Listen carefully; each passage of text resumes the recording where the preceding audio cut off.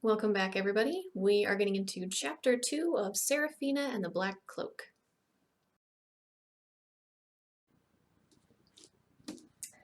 Hello there, and here we are for Chapter 2 of Serafina and the Black Cloak. So, the last chapter was super crazy towards the end, and I suggest that you go back and watch that if you have not already.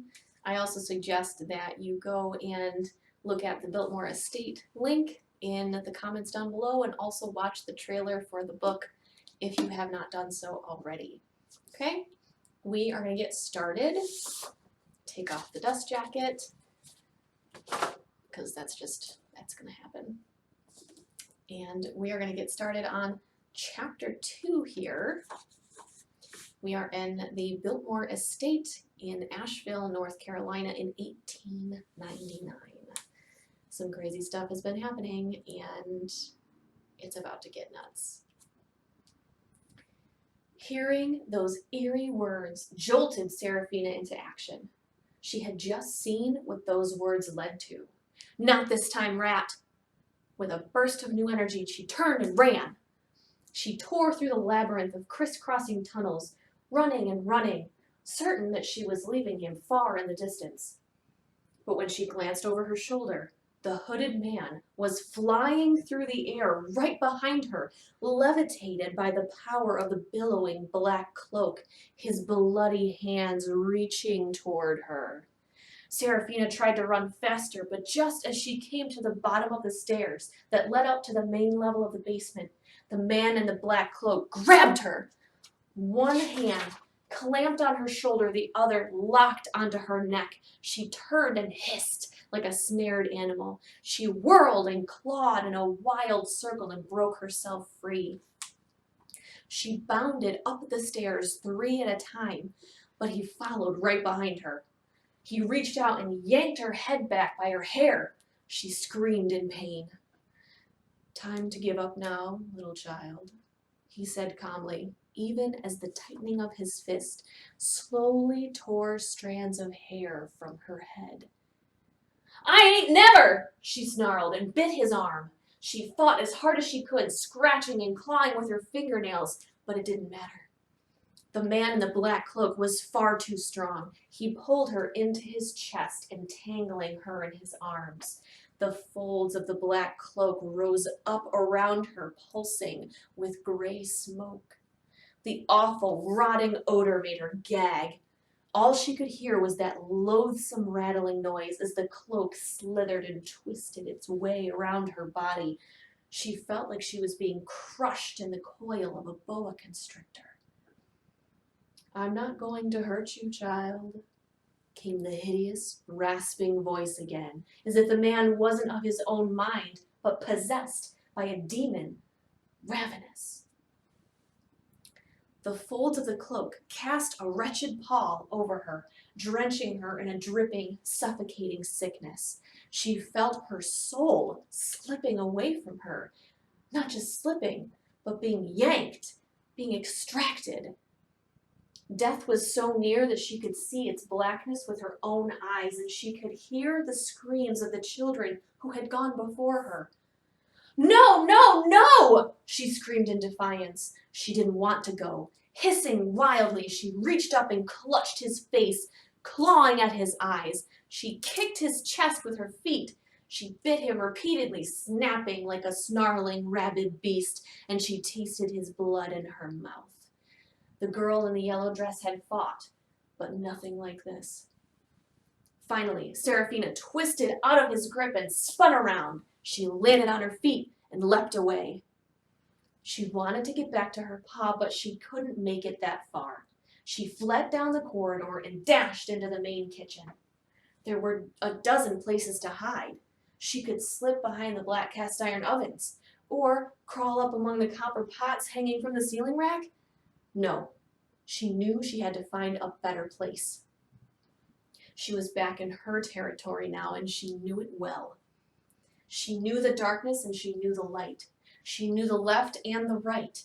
She had killed rats in every corner of this place, and there was no way she was going to let herself become one of those rats. She was the CRC. No trap or weapon or evil man was going to catch her. Like a wild creature, she ran and jumped and crawled.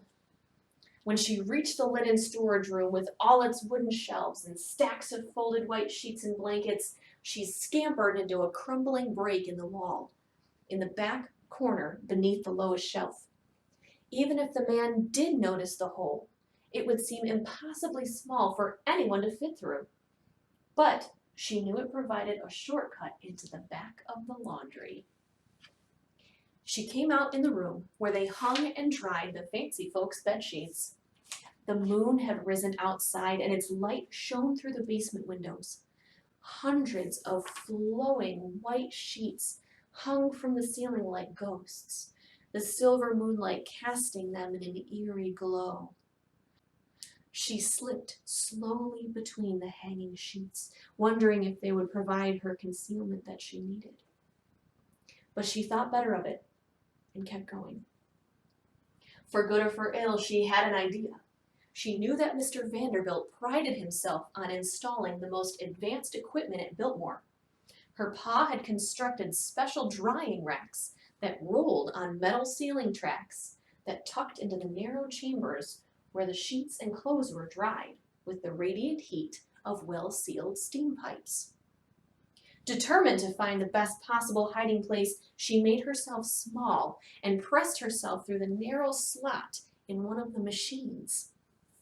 When Serafina was born, there had been a number of things physically different about her.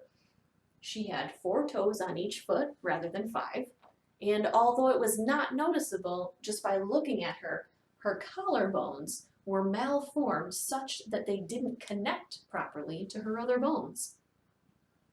This allowed her to fit into some pretty tight spots.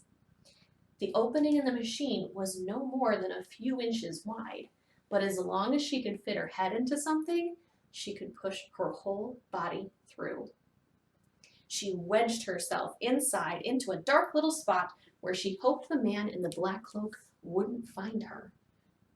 She tried to be quiet, she tried to be still, but she panted like a little animal. She was exhausted, breathless, and frightened beyond her wits. She'd seen the girl in the yellow dress consumed by the shadow-filled folds and knew the man in the black cloak was coming for her next. Her only hope was that he couldn't hear the deafening pound of her heartbeat. She heard him walking slowly down the hallway outside the kitchen.